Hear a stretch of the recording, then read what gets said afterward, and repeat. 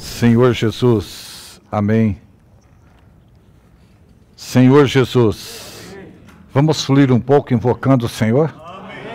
Ó Senhor Jesus, ó Senhor Jesus, amém.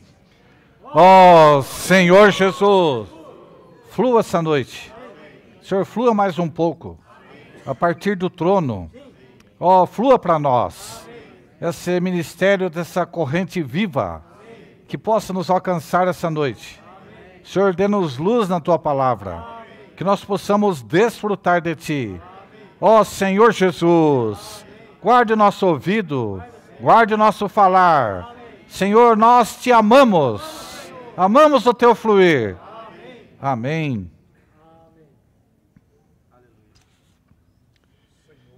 Senhor Jesus, manter-nos no único fluir da obra do Senhor, para a propagação da igreja. Amém. E receber a misericórdia do Senhor para sermos salvos das maquinações de Satanás. Irmãos, no fluir da obra do Senhor, para a propagação da igreja, tem um caminho que é chamado do caminho dos vencedores. Se nós almejamos ser úteis na obra do Senhor, nós precisamos estar nessa linha, na linha que a Bíblia chama a linha da vida. Nesse fluir, debaixo do fluir, como o Douglas falou, há um trono.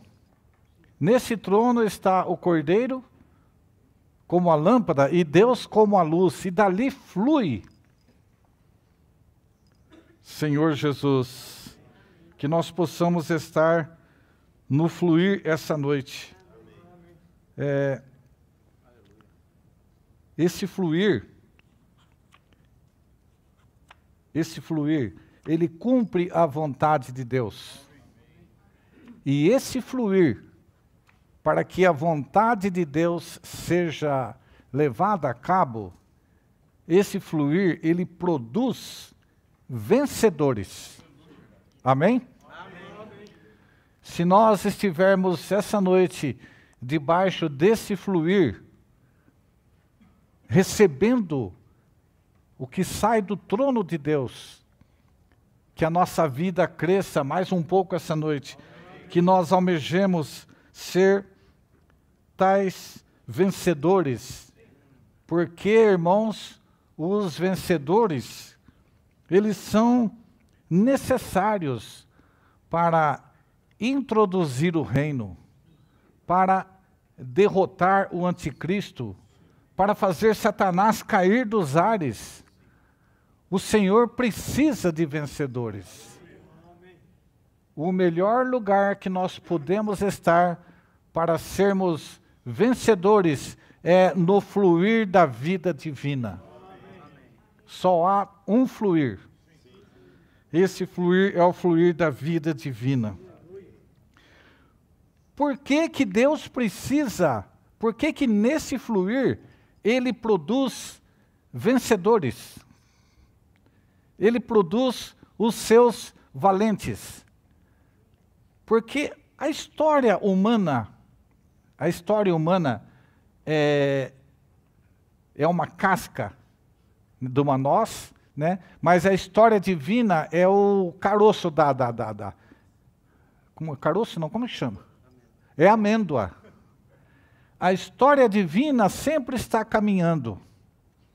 E a história humana, nós pensamos que, por exemplo, o que ocorreu para que, no tempo do Senhor, o Império Romano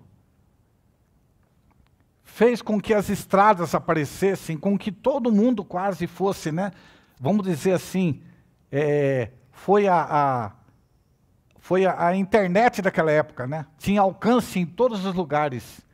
Nessa época foi que o Senhor veio, se encarnou, morreu, ressuscitou se tornou o Espírito que dá vida. Porque nessa época, foi exatamente essa época em que o grego era a língua mais falada e a mensagem precisava ser, né? O Senhor, na verdade, todas as coisas estão debaixo do seu controle. Ele é aquele que tem uma história divina. Nós, irmãos, estamos incluídos nessa história divina. Falando um pouco da história humana, como é que surgiu? Como que surge essa história humana, né? Ela não ajuda muito, mas ela é necessária, né? Então, nós lemos no livro de Joel que as nações, elas são levantadas para perturbar Israel. As nações são levantadas para perseguir Israel. No livro de Joel, nós temos 4 tipos de gafanhotos. Não se preocupe, irmãos, vai ser só rapidinho esse assunto. Temos 4 tipos de gafanhotos: o gafanhoto cortador, o migrador, o devorador e o destruidor. Esses 4 gafanhotos, eles são também representados pelas mesmas partes da imagem em Daniel 2, que é o Império Babilônico, Medo-Persa, Grego e o Romano. Mas a Bíblia é cheia de revelação, é maravilhosa. Em Zacarias, no capítulo 1, nós temos 4 chifres. Que interessante. 4 chifres, que também são os 4 reinos que estão ali, né, fazendo parte dessa história humana, para que a igreja seja produzida, para que os vencedores sejam produzidos. Tudo isso é necessário, né? Esses 4 chifres também são esses 4 reinos. Mas aí, Zacarias vê uma coisa, ele vê 4 ferreiros. Por que ferreiros? Quem são esses ferreiros, Senhor? Esses ferreiros são aqueles que vão derrubar, vão rebentar com o chifre. Então, o primeiro ferreiro é o segundo chifre, que derrotou o primeiro. O primeiro ferreiro, então, podemos dizer que é o Império Medo-Persa. O segundo ferreiro é o Império Grego, Macedônio, que destruiu o seu império antecessor. E o terceiro ferreiro é o Império Romano, mas o quarto ferreiro é Cristo. Cristo como aquela pedra cortada sem auxílio de mãos, e que agora vem e é jogada nos pés dessa estátua, e essa estátua, com os pés de parte barro e parte ferro, ela é esmiuçada e todo o governo humano, então, é destruído. Aí, irmãos, os irmãos veem a necessidade que o Senhor tem de valentes, de vencedores. Joel capítulo 3, versículo 11, fala assim: Senhor, faze descer ali os teus valentes. Faze descer ali aonde, irmãos? É naquele lugar onde essas nações serão destruídas. Porque agora esse ferreiro, esse Cristo, não é mais um Cristo individual, é um Cristo coletivo. Tá bom? Senhor Jesus. Isso aí é maravilhoso. Agora, quando tudo isso acontece, né? Quando tudo isso acontece, nós chegamos a uma conclusão, irmãos. Nós precisamos ter um anelo em nosso coração de sermos tais valentes do Senhor, tais vencedores. O Senhor, na história divina, está produzindo vencedores. E esses vencedores são produzidos pelo fato de se manterem nesse fluir. Não há maneira, irmãos, de nós crescermos na vida se não estivermos debaixo desse fluir da obra do Senhor? Puxa.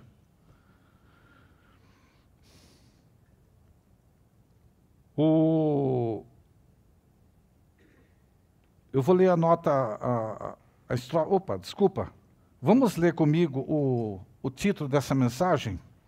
Manter-nos no único fluir da obra do Senhor para a propagação da igreja e receber a misericórdia do Senhor para sermos salvos das maquinações de Satanás. Efésios capítulo 4.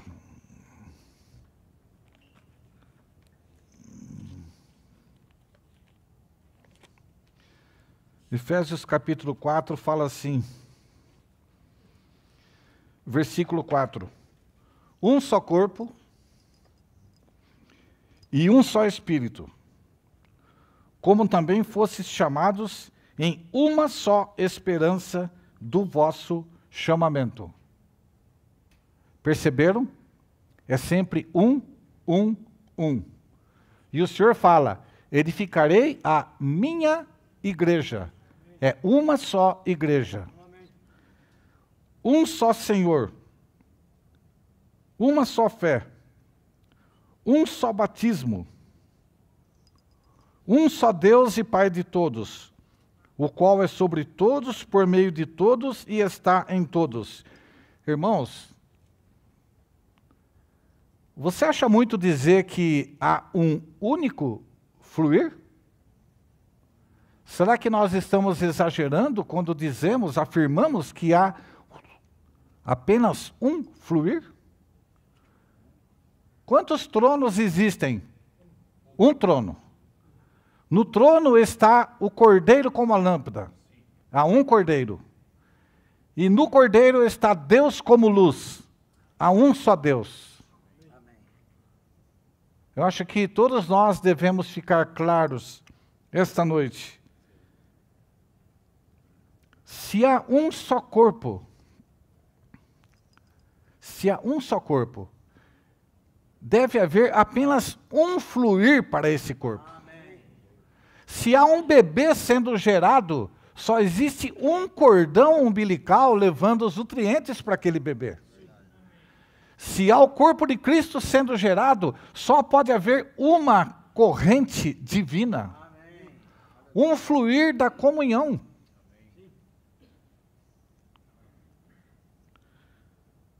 Como diz o irmão Toninho Camilete, a gente não é nada mais que os outros, mas é a misericórdia do Senhor, irmãos. Puxa vida, eu fico maravilhado quando eu vejo isso. Fomos chamados numa só esperança. Eu não tenho uma esperança diferente da do Antônio. Nós somos chamados em uma só esperança. Amém? Puxa, irmãos, esses versículos não dá vontade para ler, né? Um só Senhor. Um só Senhor. Uma só fé. Um só batismo. Então, irmãos, certamente deve haver um único fluir. Se houver duas correntes de fluir, isso provoca uma divisão. Só pode haver uma corrente do fluir. Todos os irmãos estão claros que nós estamos debaixo desse fluir. Amém. Eu queria ver o amém de todos os irmãos. Amém. Todos nós, irmãos, estamos claros de que estamos debaixo desse único fluir. Amém? Ó Senhor Jesus, o livro de Atos revela que no mover do Senhor há apenas uma corrente divina da obra do Senhor e que precisamos nos manter nessa corrente. 1 de João 1,3 fala assim: o que temos visto e ouvido, anunciamos também a vós, para que vós também tenhais comunhão conosco. E de fato, a nossa comunhão é com o Pai e com o seu Filho Jesus Cristo. Tenhais comunhão conosco, horizontal. E a nossa comunhão é com o Pai, vertical. Amém? Se deve haver apenas um resultado, isso também indica muito claramente que deve haver apenas uma corrente de comunhão. Apocalipse 22, 1. E mostrou-me o rio da água da vida, brilhante como cristal, que sai do trono de Deus e do Cordeiro, e no meio da sua rua. Irmãos, o fluir é a presença prática do Deus triuno. Se nós não estamos nesse fluir, nós não temos comunhão. B. Aonde a corrente divina flui, temos a vida de Deus, a comunhão do corpo, o testemunho de Jesus e a obra de Deus.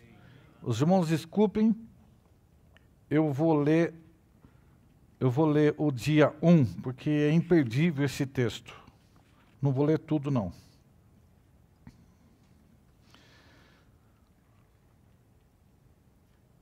As Escrituras mostram que Deus vem até nós como vida, vem até nós como fluir da água viva.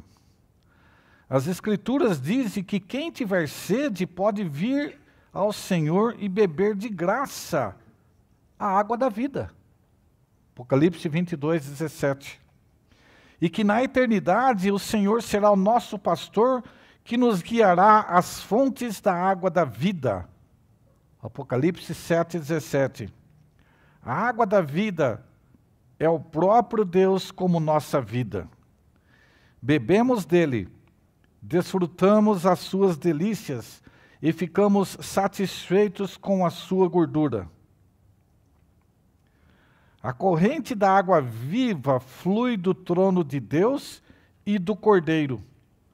Isso significa que a vida de Deus flui do próprio Deus no Salvador Redentor, o Cordeiro, com autoridade governante, a fim de ser vida para nós agora. Dentro dessa corrente está a vida de Deus. No rio da água viva cresce a árvore da vida, dando seu fruto a cada mês. Isso mostra que a vida que supre todas as nossas necessidades é algo que cresce no rio da água viva. Assim, isso prova que o rio da água viva é o suprimento da vida divina. Eu vou ler mais um trecho. Irmãos, eu vou ler esse dia inteiro, tá? Não tem o que pode perder aqui. A partir da ilustração da corrente nas Escrituras, podemos ver também que ela é uma corrente de comunhão. Na cidade toda, na Nova Jerusalém, só há uma rua. E no meio dessa rua está a corrente da vida. Ela flui por toda a cidade, e a cidade toda só pode ter comunhão por meio da corrente de água viva ou pela corrente de água viva. Isso revela que a comunhão do corpo de Cristo é a corrente da vida divina. A comunhão da igreja é o fluir da vida divina. A comunhão da igreja é o fluir da vida divina. A comunhão não necessariamente é a hora que você está tomando cafezinho lá embaixo. Comunhão é o fluir da vida divina. Você pode tomar café o dia inteiro e pode não ter nada do fluir da vida divina. Mas você pode, 5 minutos, se encontrar com os irmãos e você sente o fluir da vida divina. A comunhão da igreja é o fluir da vida divina. À medida que a corrente da vida divina flui dentro de nós, há a comunhão do corpo entre nós. A comunhão começou no dia de Pentecostes e de Jerusalém fluiu para Antioquia, para a Ásia, para a Europa e depois para a América e para todo o mundo. Estamos na corrente da comunhão do corpo e o fluir aumenta e enriquece cada vez mais. Quanto mais flui, maior e mais rico ele se torna. Por onde essa corrente flui, também há o testemunho do Senhor Jesus Cristo. Eu vou pular. Ela testifica que há um cordeiro, que dentro do cordeiro está o próprio Deus e que o cordeiro está no trono. Esse é o testemunho do Senhor Jesus Cristo. Bom, eu vou parar. Porque fala que a Nova Jerusalém só tem uma rua. Onde quer que você entre, só existe uma rua. E se você caminhar por essa rua, você vai chegar onde? Você vai chegar até o trono. O trono que flui a vida divina. Esse aí é o testemunho de Jesus. Se você quer algo que testifica dele, mais do que isso, né? Ele está sentado no trono, ele é o cordeiro, e Deus ele é o cordeiro como lâmpada, e Deus é luz que está dentro dele, né? Isso é maravilhoso. Amém? Em Gênesis capítulo 2, nós vemos que há uma árvore da vida plantada do lado do rio.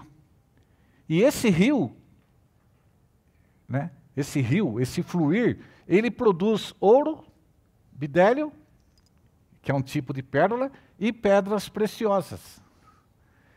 E esse fluir está, irmãos, atravessando toda a Bíblia.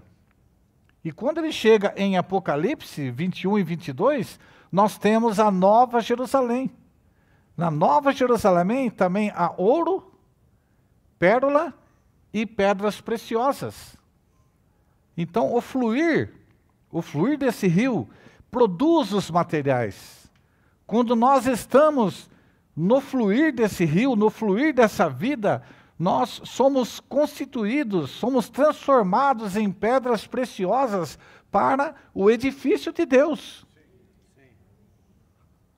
Ó Senhor Jesus,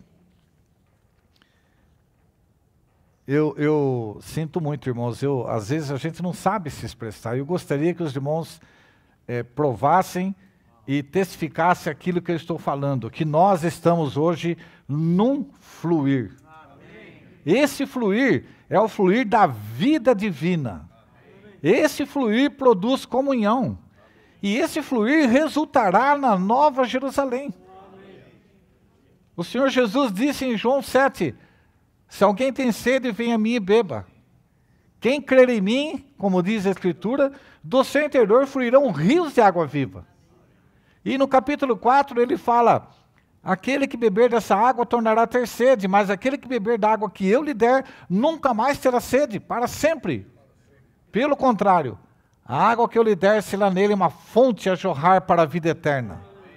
Nós bebemos hoje, o que nós bebemos hoje do Espírito, resultará na Nova Jerusalém, na vida eterna. Ó Senhor Jesus.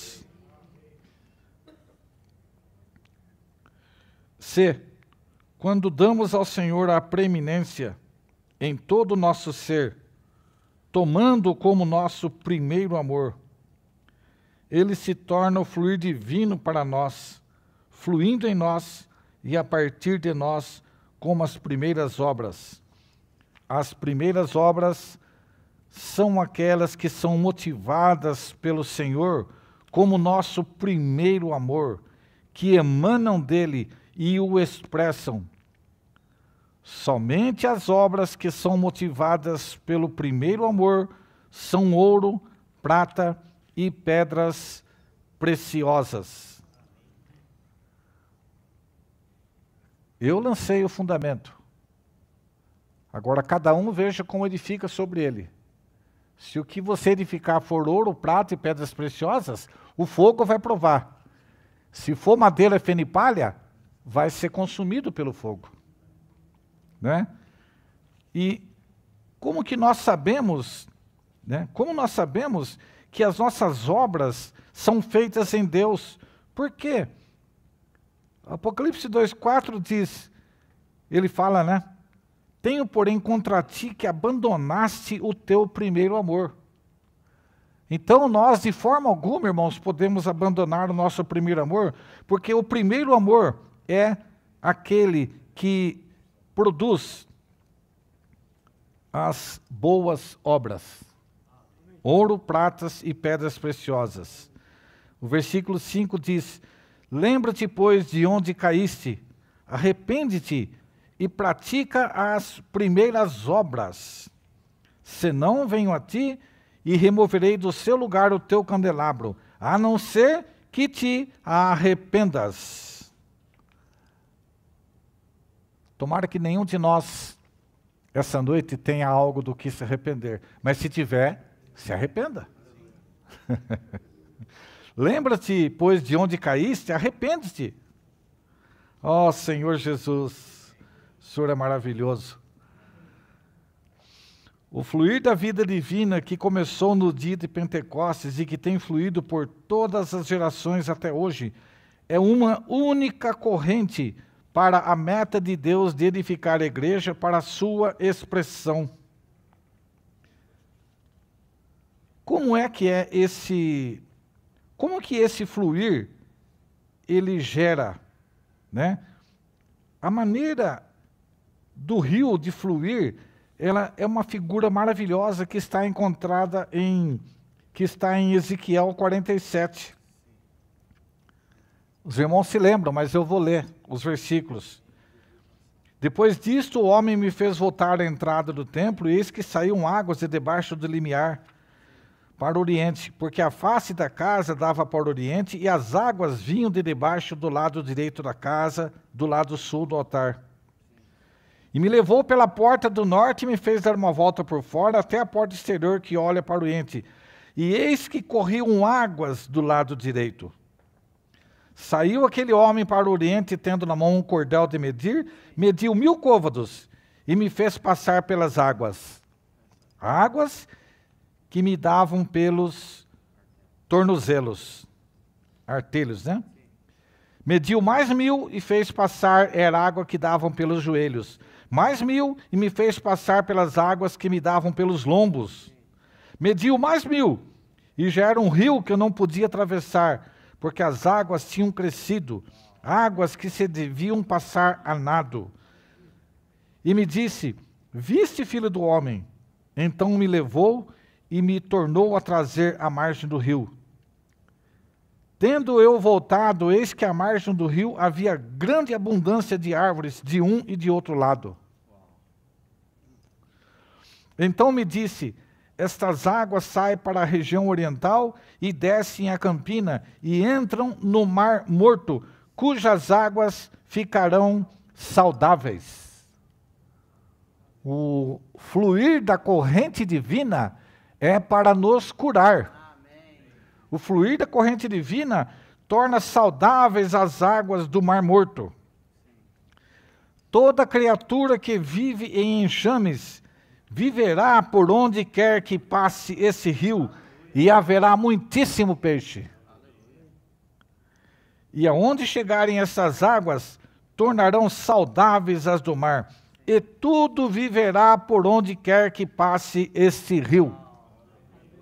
Não é bom isso, irmãos? Tudo viverá por onde quer que passe esse rio. Às vezes nós estamos meio cabisbaixo. Tinha um hino antigamente, né, Hamilton? Falava assim, se apincha na corrente do Espírito.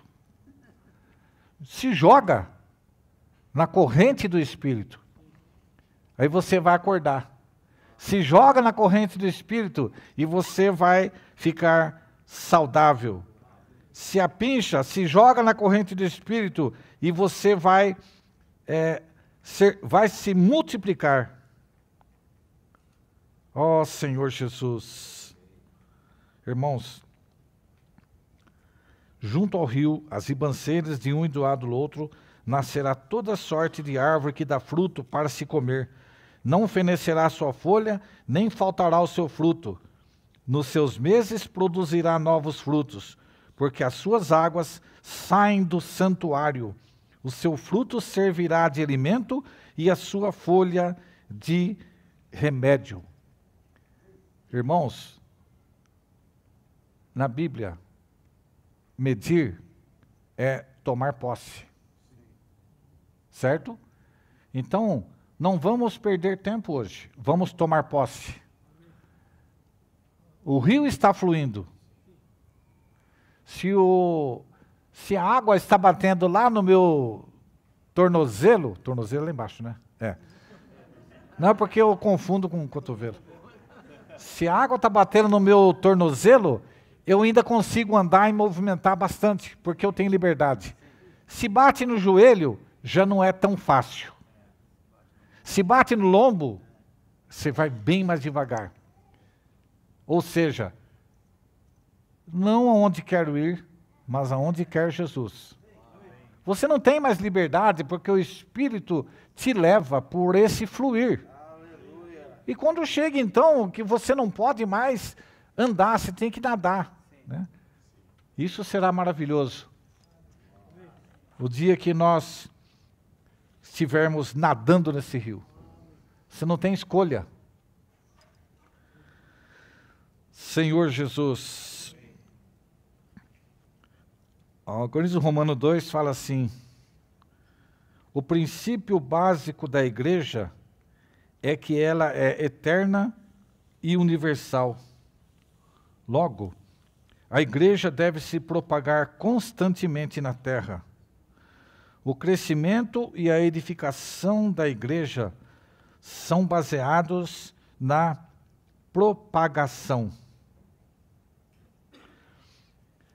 A propagação da igreja é realizada pelo crescimento da vida do Senhor e pelo fluir da vida do Senhor, o transbordar da vida.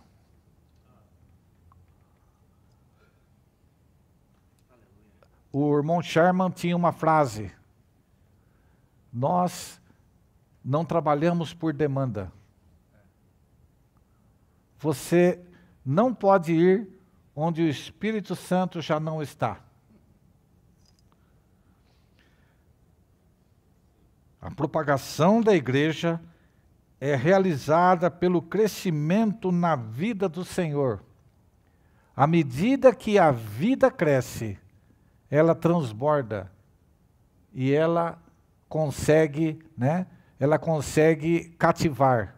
O Espírito Santo flui.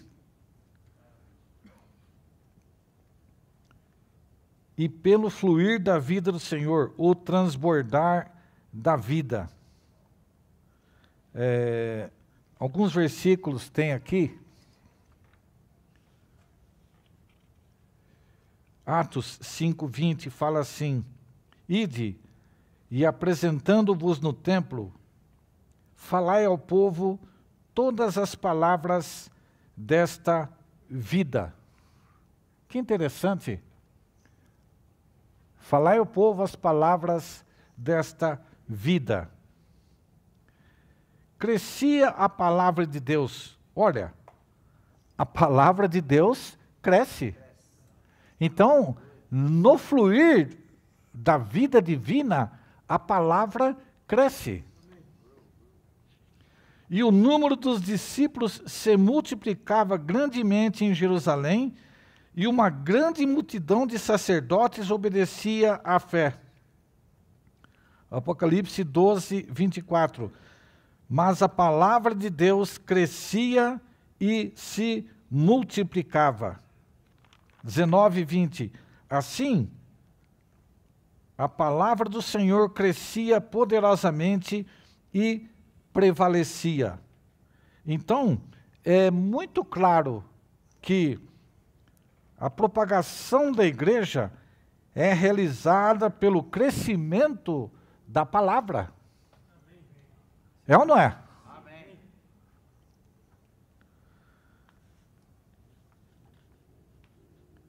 Se nós não temos um vaso adequado, se nós não temos um vaso adequado para guardar os irmãos, para suprir os irmãos, o Senhor não tem como acrescentar. Ô, irmão Antônio, imagine se hoje tivesse 20 pessoas americanas pedindo visita. Como é que vocês iam fazer? Né? Agora, se vier 1 ou 2, é fácil cuidar. Cuida, nutre, ele cresce e ele se produz, né? E há um crescimento orgânico, né? Por isso que é importante, irmãos, que a palavra de Deus cresça. Quando ela cresce, ela se multiplica. Mas é a palavra de Deus. Não é a nossa maneira, não é a minha obra.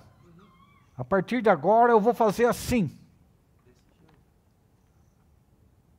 O que cresce é a palavra de Deus. Lógico que nós pregamos o Evangelho. Precisamos pregar o Evangelho. Mas o que cresce é a palavra de Deus. Domingo eu tive uma experiência boa. Eu fui visitar o Armando no hospital. E tinha um senhor lá, chamava Salvador. Aí nós fomos orar. E o Josué falou assim, nós vamos orar, a gente vai orar para o senhor também, pode? Eu falei, lógico, a pessoa está no hospital, não vai querer oração. Mas aí eu falei assim, seu Salvador, o Josué tem o mesmo nome seu, porque Josué significa Jeová o Salvador, é Jesus o Salvador, você crê nisso? Puxa, irmãos, foi muito gostoso orarmos. E daí eu fiquei sabendo que o Walter e a Rose foram lá no sábado e oraram também com eles. O Senhor não tem restrição quanto a isso, né? Às vezes, não estou dizendo, né? Ele estava naquele quarto junto com o Armando porque ele precisava receber o Senhor. Nós cremos nisso. E no fim eu fiquei sabendo que a filha dele que estava com ele, a Michele, já é uma irmã. Aí ficou aquelas perguntas, né? O que é exceção? Né? Ó Senhor Jesus. Então, irmãos, a palavra cresce e se multiplica. E uma coisa muito importante, irmãos, de quando a palavra cresce e se multiplica, é que os conceitos errôneos são destruídos.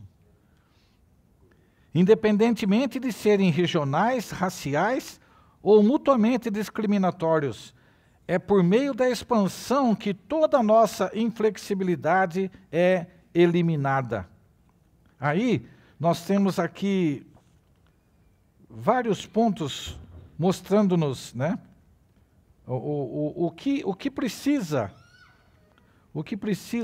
para que esses conceitos sejam destruídos. Né? Atos 8 mostra que o primeiro passo na expansão da igreja foi para Samaria.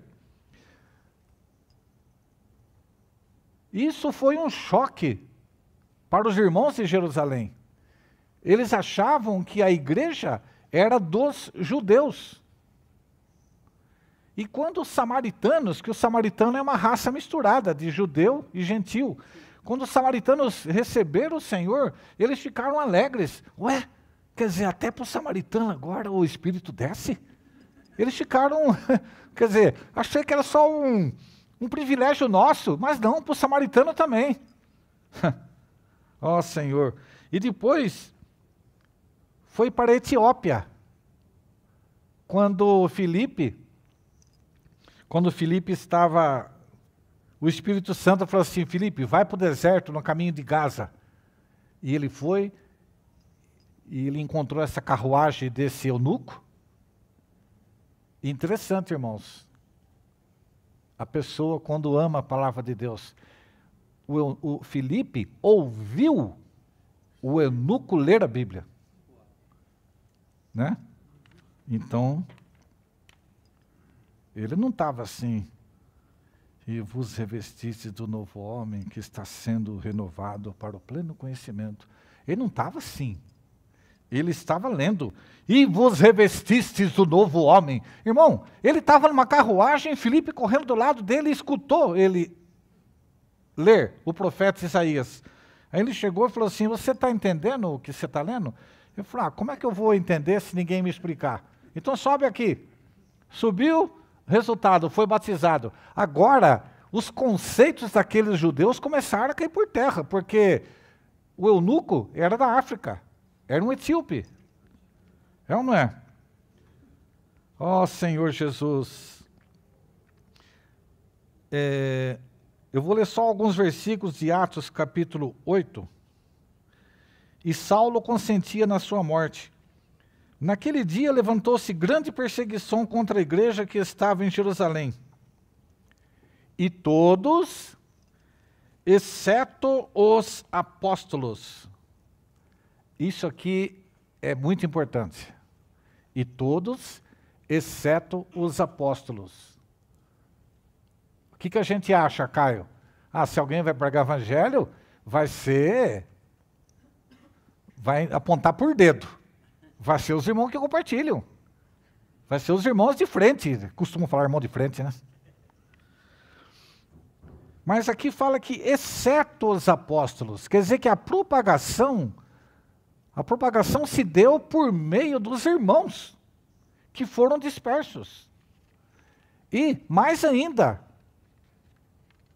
no ano 70, o Senhor teve que mandar um general romano ir lá e destruir Jerusalém, destruir o templo, porque eles estavam agarrados a esse conceito de que o templo era a matriz, era o lugar que eles deviam estar.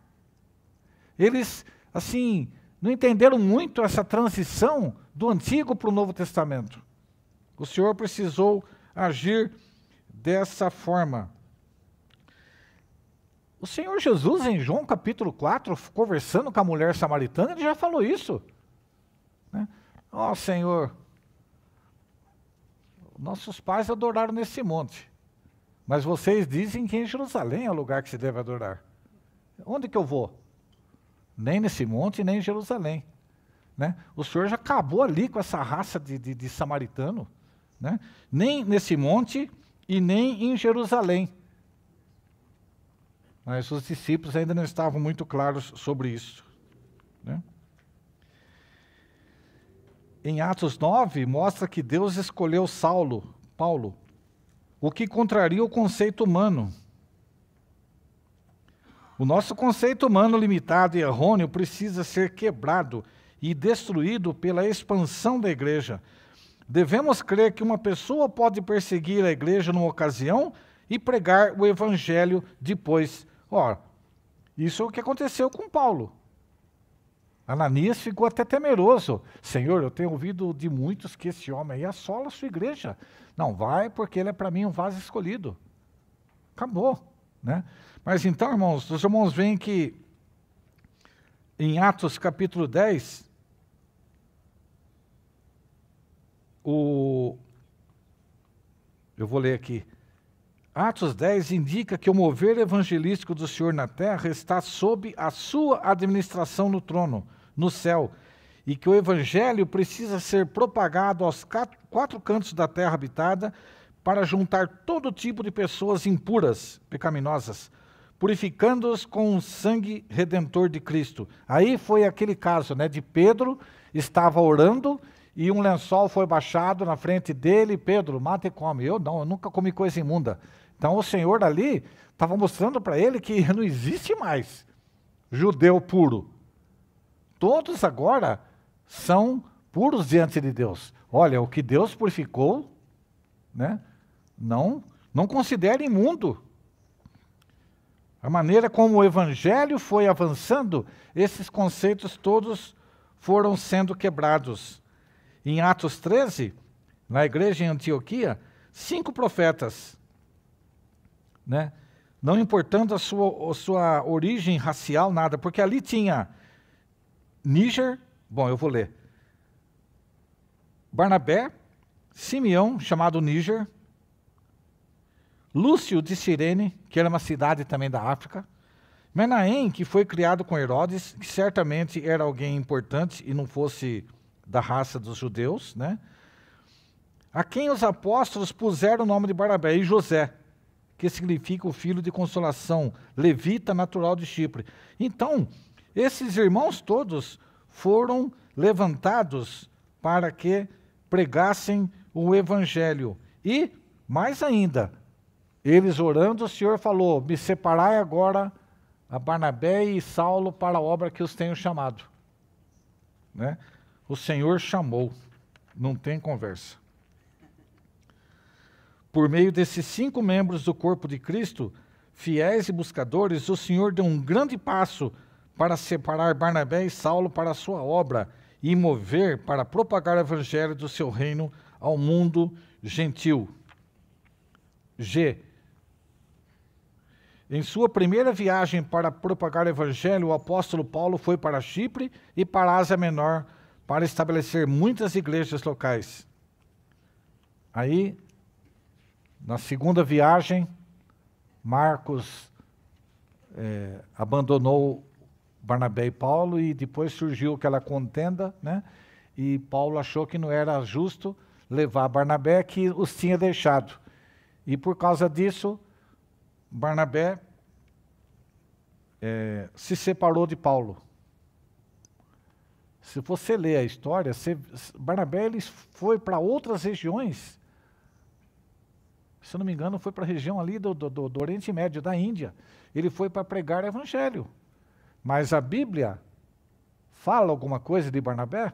Não fala mais. Porque a corrente divina, o fluir, estava com Paulo. Oh, Senhor Jesus. Paulo saiu em sua segunda viagem ministerial para a Europa, né? E fez essa viagem grande. A terceira viagem de Paulo foi de Antioquia para a Galácia, Frígia, Éfeso, Macedônia e da Grécia para Jerusalém. A quarta viagem de Paulo foi de Cesareia para Roma. A questão, irmãos, é o seguinte: a igreja é universal e ela se propaga, e a corrente da propagação da igreja faz com que os conceitos, né, as coisas que nós achamos que são e não são, né, todas essas coisas que atrapalham o mover do Senhor, atrapalham o fluir da corrente divina. No Algarismo Romano 3 fala assim, os irmãos podem ler, por favor? Precisamos da misericórdia do Senhor, para sermos salvos das maquinações de Satanás, que impedem a edificação da igreja. Devemos nos manter para a edificação do seu corpo. Amém. Aleluia. Irmãos, precisamos da misericórdia do Senhor para sermos salvos das maquinações de Satanás que impedem a expansão e edificação da igreja. E devemos nos manter no fluir da era para a edificação do seu corpo. Esse algarismo romano 3 aqui, ele é muito completo, né?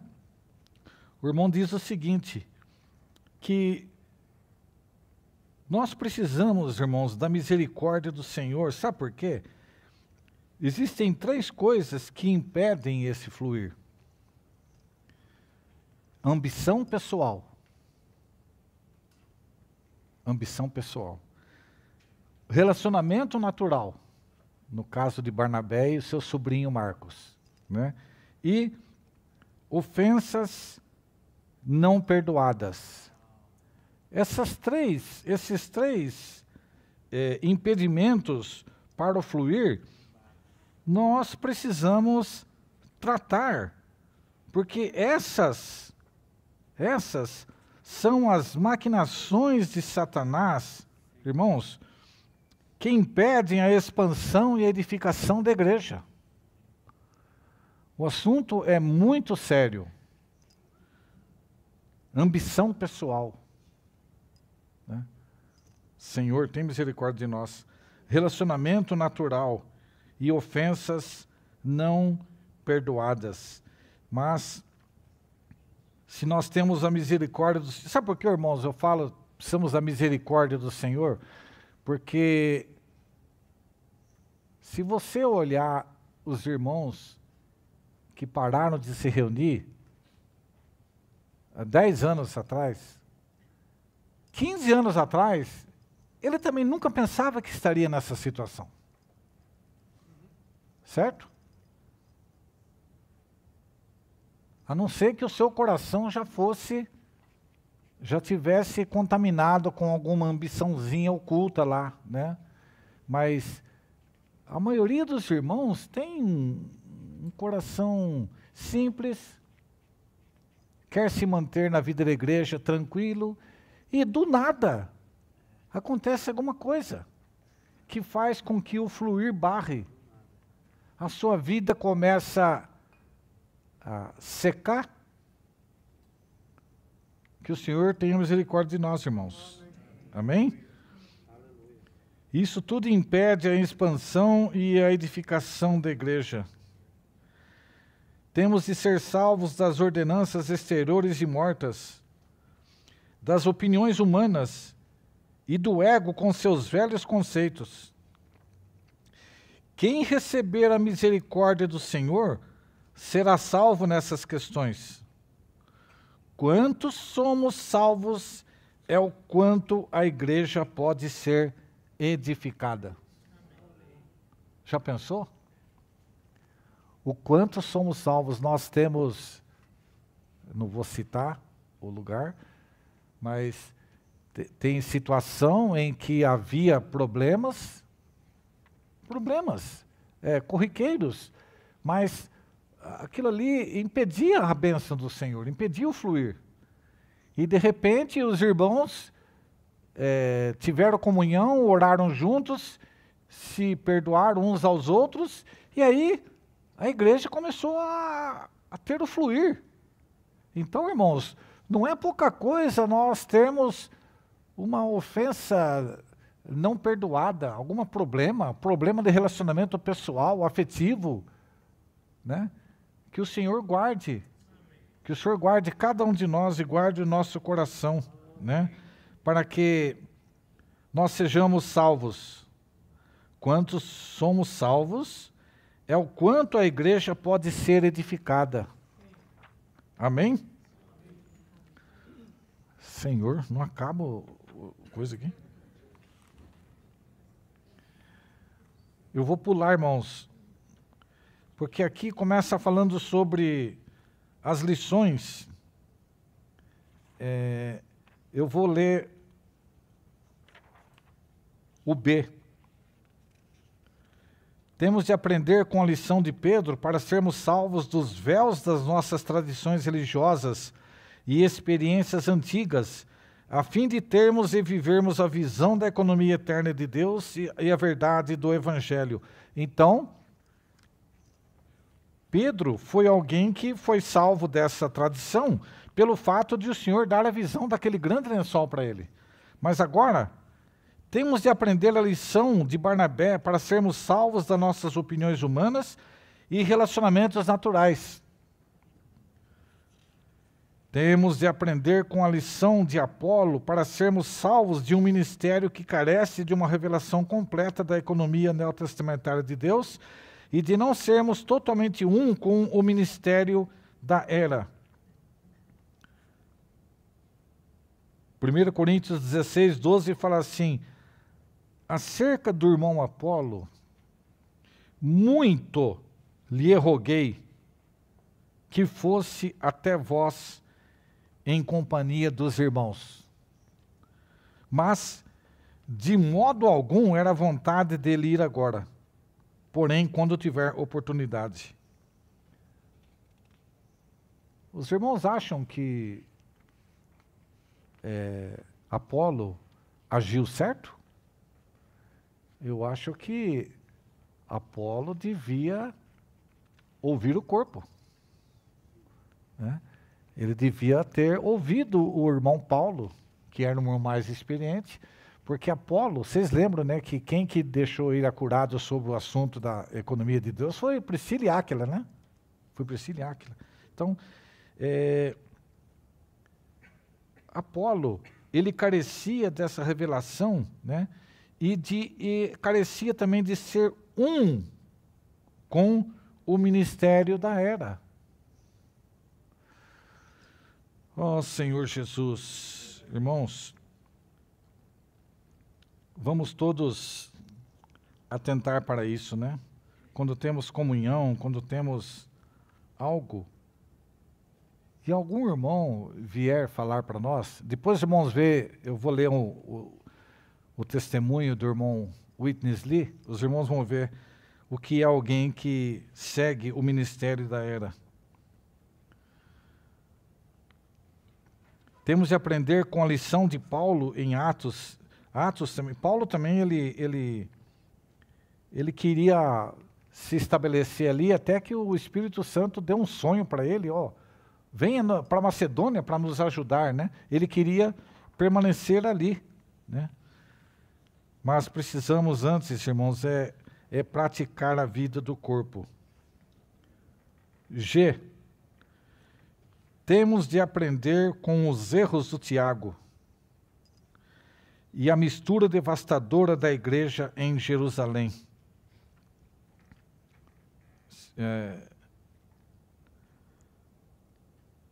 O fato, irmãos, era que Tiago, ele era alguém muito, assim, piedoso com respeito à lei.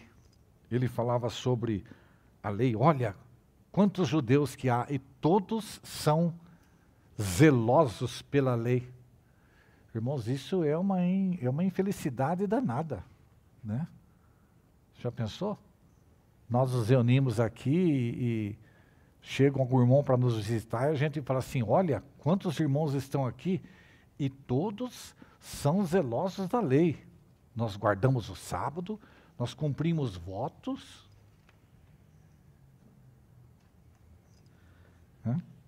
Que o Senhor nos guarde e tenha misericórdia. Eu vou no Algarismo Romano 4, vou ler um trechinho aqui. Todos nós devemos seguir o exemplo do apóstolo Paulo para fazer a mesma obra universalmente para o único corpo. Eu vou falar um negócio que eu não sei se eu já falei antes. Quando, muitos anos atrás, os irmãos comentavam sobre uma só literatura, um só falar, eu não achava muito certo isso. Por que a gente não pode ter uma editora? Irmãos, o problema não é ter editora. O problema é ter um falar diferente. Os irmãos sabem o prejuízo que tivemos por causa disso, né? Então, nós todos devemos seguir o exemplo do apóstolo Paulo para fazer a mesma obra universalmente para o único corpo. Se há uma única obra, há um único corpo, só pode haver um único fluir. Ó Senhor Jesus, a obra na restauração do Senhor é para a edificação das igrejas locais, com vistas à edificação do corpo universal de Cristo.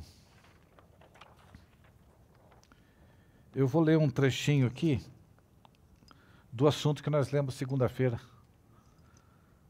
Eu achei muito bom. Antes de alguém conhecer o corpo, ele é um indivíduo e pode ser individualista. A sua vida, ações, obra e serviço são todos individualistas. Exteriormente parece ser um com os irmãos, mas não há coordenação real nem união. Somente após crescer em vida e conhecer o corpo até certo ponto, é que vê que ser cristão é algo corporativo e que ele não pode prosseguir sem comunhão no corpo, nem afastar-se da coordenação dos membros. O corpo de Cristo torna-se prático para ele. Na vida da igreja, ele não pode mais servir sozinho. Na parte mais interior do seu ser, ele sente que precisa ser um cristão junto com os outros. Não apenas em ações e trabalhos grandes e importantes, ele precisa dos demais, mas até mesmo na leitura da Bíblia, bem como na oração. Só não pode fazê-lo sem outros membros. Puxa vida. Ele não pode trabalhar sem a coordenação dos irmãos e irmãs. E não pode viver sem o apoio da igreja. É nesse estágio que está sendo unido espontaneamente com todos os santos para tornar-se um corpo, para não mais ser separado. Todos aqueles, portanto, que ainda podem ser individualistas, não conhecem o corpo. E todos os que têm conhecimento verdadeiro do corpo, definitivamente não podem ser individualistas. Tem alguns irmãos que eles fazem a viagem do Evangelho. Nossa, como eu gostaria de um dia sair com eles. O irmão Enoque, o irmão Adalberto, eles vão lá visitar os irmãos Rondônia, Mato Grosso, Goiás. Eles ficam 15 dias andando de carro. Mas eles, irmãos, não estão fazendo uma obra individualista. Isso que eu quero que os irmãos entendam. Tudo é na base da comunhão. Tudo é na base da comunhão, né? Nós não podemos, essa região aqui é a região que o Senhor me deu para mim. Né? Então, nessa região, ninguém venha. Irmãos, isso aí é terrível. Isso não pode existir. Né? Todos nós precisamos ser um com todos os irmãos e ainda mais na obra precisamos ser um. Os irmãos também viajam para a região sul. Então, os irmãos viajam e depois eles mandam o relato das visitas, das localidades que visitaram. Isso, irmãos, é maravilhoso. Ninguém está fazendo uma obra particular, porque estão todos, na comunhão do único corpo. E também não tem uma equipe fechada, não. Se você quiser ir com eles, pode ir. Né? O Senhor é maravilhoso. Eu vou ler aqui, para terminar, o testemunho do irmão Whitsley. Irmãos, presta atenção nessa leitura. Eu vou ler só esse trechinho aqui. Agora gostaria de dar um testemunho pessoal sobre este assunto. Em 1936, fui do norte da China a Xangai pela primeira vez para visitar o irmão Watmani. Fiquei com ele durante alguns meses. Quando estava prestes a vir embora para regressar à minha cidade natal no norte da China, o irmão Ni veio ter comigo e disse: Irmão Li, sentimos que é o propósito propósito do Senhor que você se mude com a sua família para Xangai e fique conosco para a obra do Senhor. Isso de cara mostra uma coisa. O irmão Watchman Nee não tinha ciúme da obra dele, não estava no bolso dele. Ele chamou o irmão Lee, que era um irmão muito capaz. O irmão Lee também poderia ter ficado no norte, porque ele seria muito usado pelo Senhor, como de fato foi, mas ele preferiu ser um com o irmão. Olha aqui, ó. Irmão, por favor, considere este assunto perante o Senhor. Não foi assim. Não foi dada uma ordem. Irmão, quer dizer, aqui na obra, quem manda sou eu. Então, a partir de agora, você vai ficar comigo aqui? Não foi assim. Ele falou assim, irmão Lee, sentimos que é o propósito do Senhor que você se mude com a sua família para Xangai e fique conosco para a obra do Senhor. Irmão, por favor, considere este assunto perante o Senhor. Quando levei o assunto ao Senhor, recebi luz. O Senhor me mostrou que no livro de Atos, a corrente da obra do Senhor, a corrente do Espírito Santo é apenas uma. No nosso conceito natural, se ficasse o irmão Watchman Nee em Xangai e o irmão Witness Lee no norte, cresceria muito mais. É ou não é? 2 irmãos desse aí, desse naipe, mas há somente uma corrente. Há somente um fluir para a comunhão do corpo de Cristo.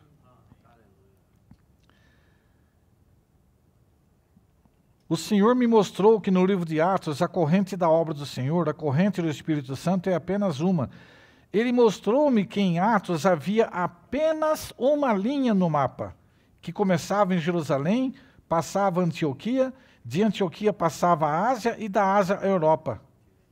Vi que nunca houve 2 correntes, mas que ela era sempre uma. Eu disse ao Senhor, Senhor, te agradeço.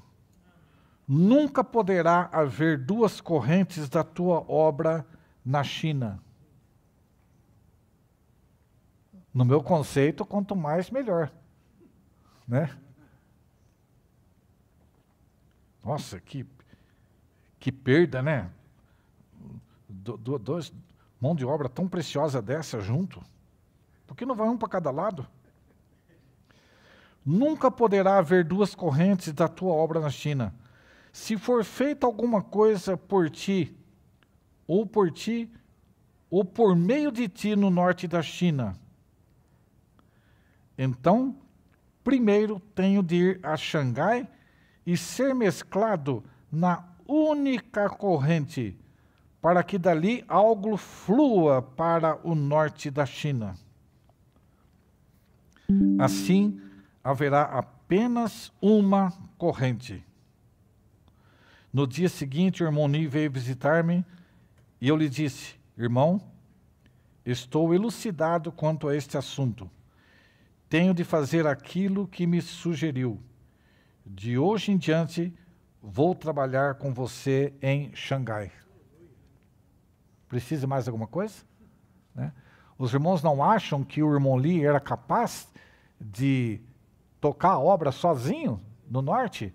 Certamente era capaz. Né? Mas ele preferiu seguir a única corrente que fluía para a propagação das igrejas na China. Né? Que o Senhor ganhe o nosso coração para isso, irmãos. Amém.